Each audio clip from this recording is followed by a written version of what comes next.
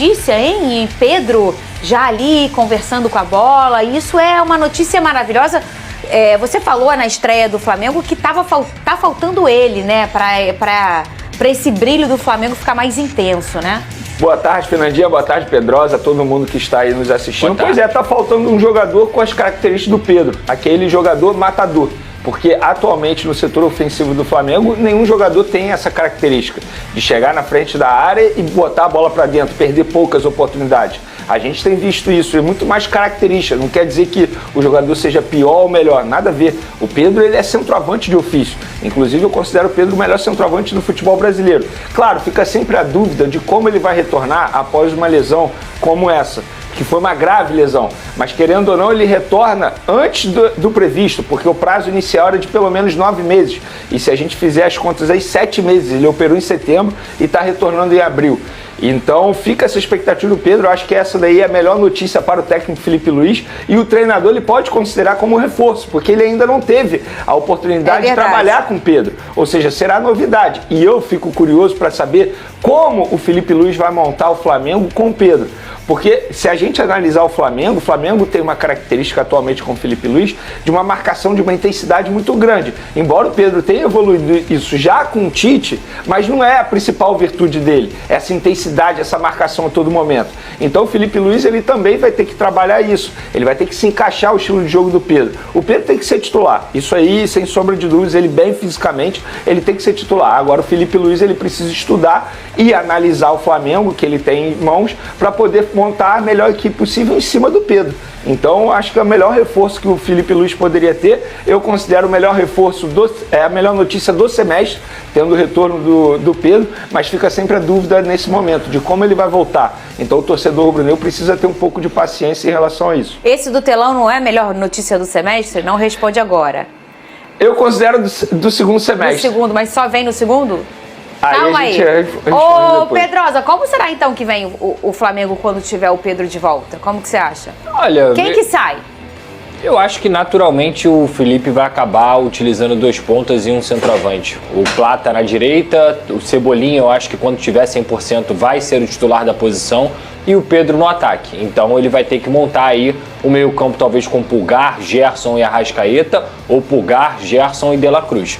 Eu acho que o Arrascaeta, nessa história toda, ele vai acabar sobrando pela falta de intensidade na regularidade física dele. E talvez isso até o faça sentar no banco por esse ser o motivo, eu acho que sim. E o De La Cruz também, que é um cara que acaba inclusive, eu acho que o próprio Arrascaeta tem noção disso, porque em uma entrevista coletiva o Felipe Luiz revelou que foi à casa do Arrascaeta conversar com ele sobre isso, que em determinado momento ele ficaria no banco de reserva, e entra muito naquilo que a gente vem falando, característica. O Arrascaeta ele não é intenso. E o time do técnico Felipe Luiz é extremamente intenso. É questão de características, não quer dizer que o Arrascaeta não serve mais. Porque em jogos em casa, eu acho que ele pode até colocar os dois, mas em jogos onde o Flamengo vai ser muito exigido, ter 2 jogadores com as características do Pedro e do Arrascaeta dificultam muito a marcação sem bola. Eles não são caras que conseguem preencher espaços muito grandes. O Pedro até se esforça, mas é lento. Então, para a equipe adversária, fazer o balanço fica mais fácil. Aí você tem o Pedro na frente, o Arrascaeta que não marca também atrás do Pedro, você perde 2 jogadores na marcação sem bola e isso não tem a ver com o jogo do Felipe Luiz. Vene Casagrande, tem novidades? Era disso que eu tava falando, contratação do Jorginho. Então, o colega Paparazzo Rubro-Negro noticiou primeiramente que no domingo, José Boto se reuniu novamente com um dos empresários do atleta. Foi uma conversa muito mais padrão para manter os contatos.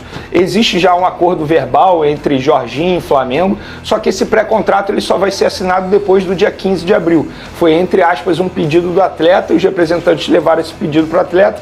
O Flamengo está extremamente confiante já para ter o Jorginho, só que quer tê-lo já para o Super Mundial. Então, quando você me perguntou se é para o segundo semestre, eu vou considerar para o segundo semestre, porque eu acho muito difícil o Jorginho conseguir vir antes do término do contrato dele com o Arsenal, que vai até o dia 31 de junho. Se o Flamengo conseguir, maravilhoso. Mas também, se não conseguir, não vejo nenhum problema. Você ter paciência, até porque é um jogador que está finalizando a temporada europeia, né? Então eu acho justo até ter uma preparação especial para ele conseguir finalizar bem o segundo semestre aqui no futebol brasileiro. Casa. Agora, o Pedrinho dizer que se for para ser torcida única vai ser, eu acho errado.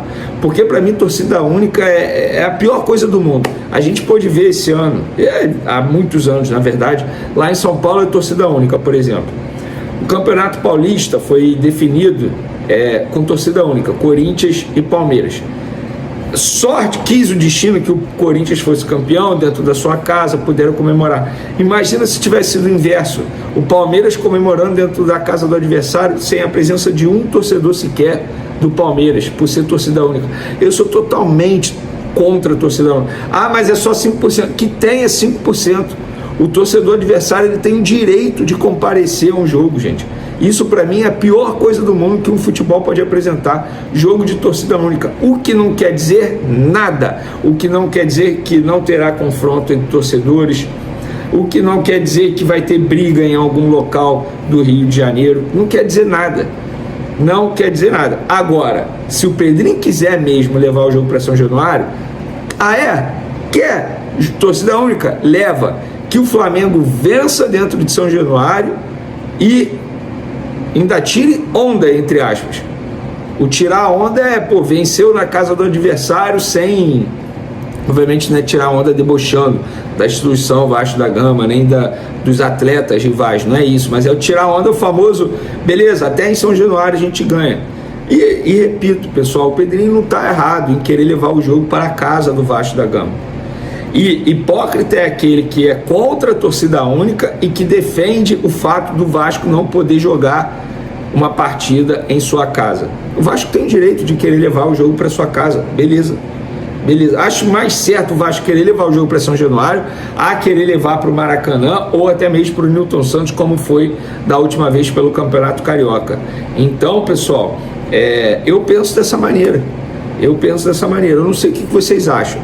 Agora, esse discurso, essa bravata, que se for, gente, eu acho isso muito feio, cara. Me lembra muito Eurico Miranda, sabe? Chega disso, chega. Deixa eu responder uma pessoa aqui que tá enchendo meu saco no WhatsApp. Calma aí, já falo com você. Meu Deus, se eu não respondi é porque eu não posso responder no momento. Fica mandando a mesma mensagem ao mesmo tempo. Calma, meu amigo, calma. Mudando de assunto, pessoal. Mesmo com o setor leste fechado, Flamengo tem melhor público da primeira rodada do Campeonato Brasileiro. O jogo contra o Internacional no último sábado, 9 horas, teve 45.528 pagantes no Maracanã. E mais de 48 mil presentes. A renda bruta foi de 3.100.000 reais. Rapaz, grana, hein? É o que eu falo, gente, assim, eu já trouxe a explicação aqui em vídeos anteriores por que o Flamengo não abriu o setor leste superior, por um entendimento deles, porque não tinha o motivo e o porquê de gerar mais custos, sendo que a demanda não estava grande na busca de ingressos. Agora, precisa saber o porquê a demanda não estava grande, porque era um jogo que tinha potencial para lotar o Maracanã. Talvez o valor do ingresso, eles precisam fazer esse estudo também. Porque não adianta nada ter uma boa renda e ter um Maracanã não muito cheio, como poderia estar num jogo com esse potencial, um sábado, 9 horas da noite. Vamos falar agora de Gerson e Flamengo, principal assunto do vídeo, galera. Tudo certo entre as partes, os contratos já estão girando nos departamentos jurídicos, tanto do lado do jogador, que obviamente tem seu departamento jurídico, junto com seus empresários, que um empresário é do escritório do Carlos Leite, o outro empresário é o pai dele, o seu Marcão, figura ilustre, inclusive, bem famosa aí no meio da torcida do Flamengo. No lado do Flamengo também o departamento jurídico já foi acionado, tudo sendo, como eu gosto de dizer aí na gíria da bola, contrato girando, contrato rodando, para que tenha assinatura em breve das partes. O Gerson vai ter vínculo agora com o Flamengo até 2030, uma ótima valorização salarial, o que é justo, o que é correto, pelo que ele vem atuando, pelo que ele vem desempenhando dentro de campo e também a importância dele fora de campo. O crescimento do Wesley é muito graças ao Gerson. Ele é capitão hoje, sem sombra de dúvidas, é capitão na essência da palavra, chama a responsabilidade dentro do vestiário, fora do vestiário, comandando a garotada. Então, uma valorização mais do que justa. Tá certo o Flamengo, tá certo o Gerson. Todo mundo sai feliz, ele de contrato renovado, aumento salarial, Flamengo continua tendo o craque no seu time. Para mim, o atacante francês Kylian Mbappé, um dos maiores jogadores da atualidade, concedeu recentemente uma entrevista a um jornal espanhol na qual fez declarações que repercutiram entre os torcedores brasileiros. Durante a conversa, o jogador foi questionado sobre diversos temas, incluindo o momento atual da seleção brasileira. Em sua resposta, Mbappé reconheceu que, apesar das dificuldades recentes, o Brasil continua sendo um país com talentos excepcionais. Entre os destaques, o francês mencionou o nome de Vinícius Júnior, a quem se referiu com grande admiração. Mbappé também falou sobre sua relação com Vinícius Júnior e revelou estar satisfeito com a convivência entre eles no clube. O jogador destacou que sua adaptação tem sido facilitada pelo apoio do atacante brasileiro, que o recebeu de forma calorosa. Além disso, revelou que Vinícius lhe fez um convite especial: assistir a uma partida do Flamengo no Maracanã. O craque francês confirmou que a visita ao Brasil já está nos planos e que pretende, junto ao amigo, definir uma data para essa experiência. Durante a entrevista, Mbappé ainda demonstrou conhecimento sobre o futebol brasileiro. Ao ser questionado sobre clubes do país, ele afirmou acompanhar de perto algumas equipes e elogiou a qualidade do futebol nacional.